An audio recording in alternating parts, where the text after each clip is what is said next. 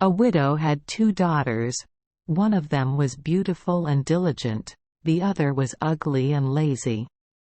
Her mother loved her uglier and lazier because she was her daughter.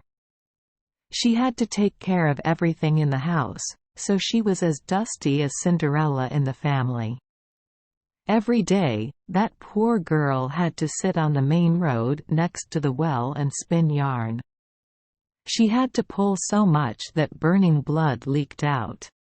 One time, blood soaked the end of the spool of yarn. She bent down to wash the yarn but lost her grip and the spool fell into the well. She cried and ran home to tell the unfortunate story to her stepmother. Her stepmother scolded her severely, then cruelly told her, "If you drop the spool of yarn there, you have to go down there and dig it up." The girl had to crawl out of the well again, but she didn't and #39 know what to do. While too scared, she jumped into the well to find the thread. She fainted.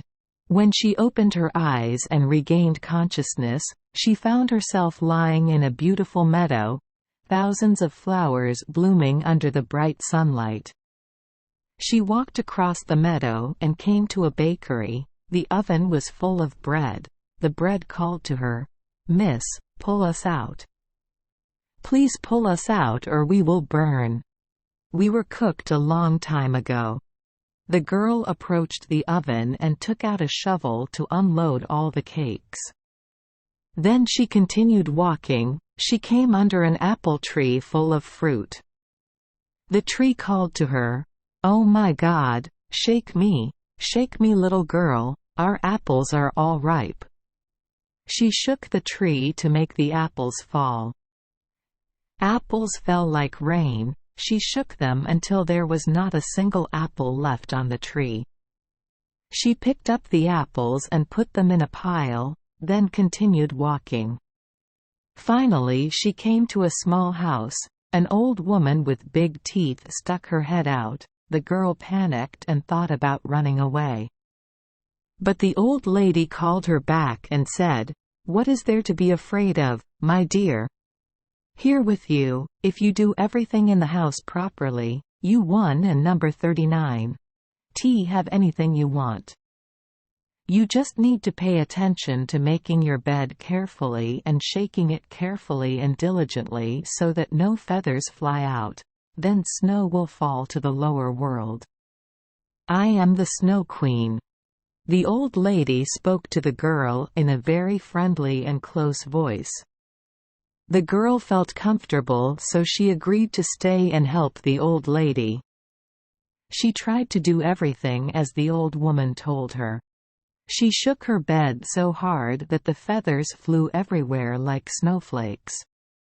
Worthy of her hard work, she gave her a comfortable life, ate happily, never said a harsh word to her, and served delicious stir-fried and cooked dishes every day. Having been at the Snow Queen and #39's house for a while, she felt very sad.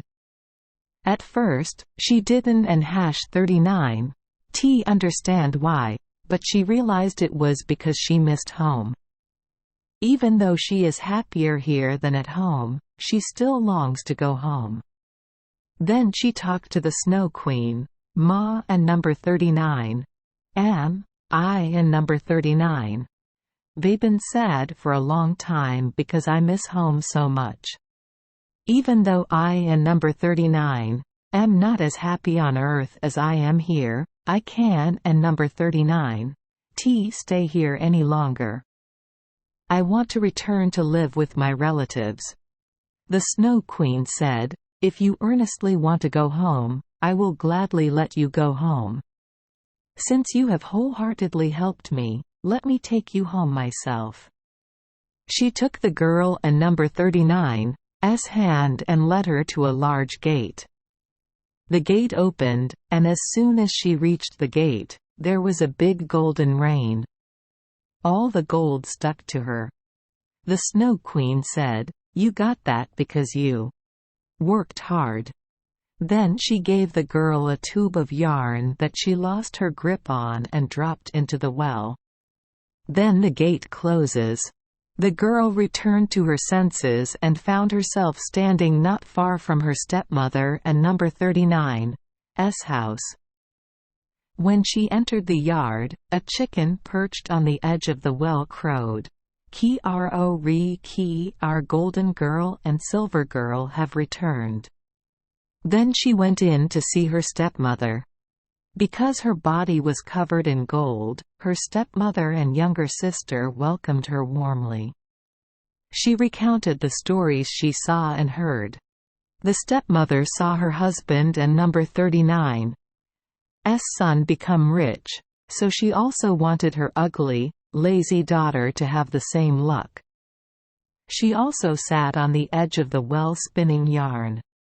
She pricked her finger with a needle and waved her whole hand into the thorn bushes so that the blood turned the yarn red. Then she threw the thread into the well and jumped into the well herself. Like her sister, she came to a beautiful meadow and followed the same path. When she reached the bakery, the bread also cried, "Miss, please pull us out or we will burn. We were finished baking a long time ago." The girl lazily replied, "Why am I in the mood to do that?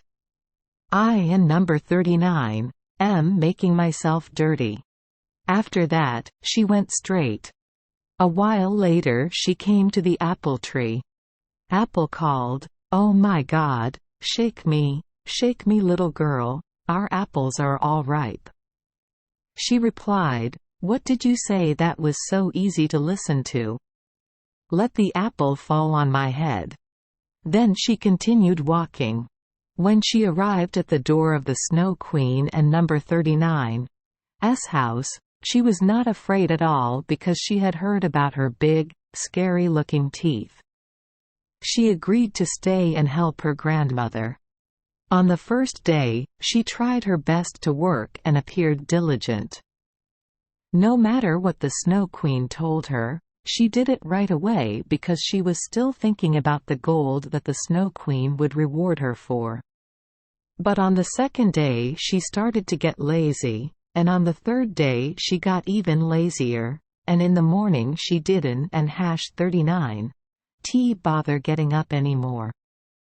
She did not make the Snow Queen and number 39's bed, which she should have done every day, nor did she shake the mattress to let the feathers fly down.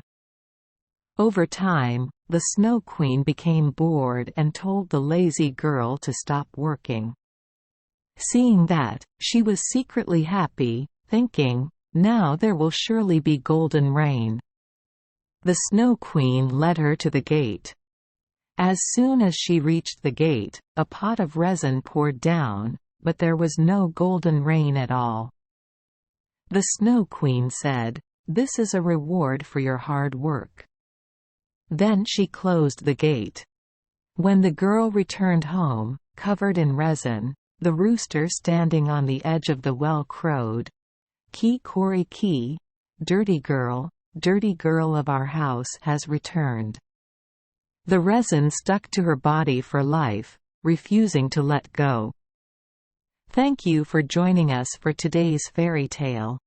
We hope these stories bring joy and meaning to your day. If you love our channel, please hit the subscribe button so you won't miss any exciting tales. Wishing you a good night and sweet dreams. See you in the next story.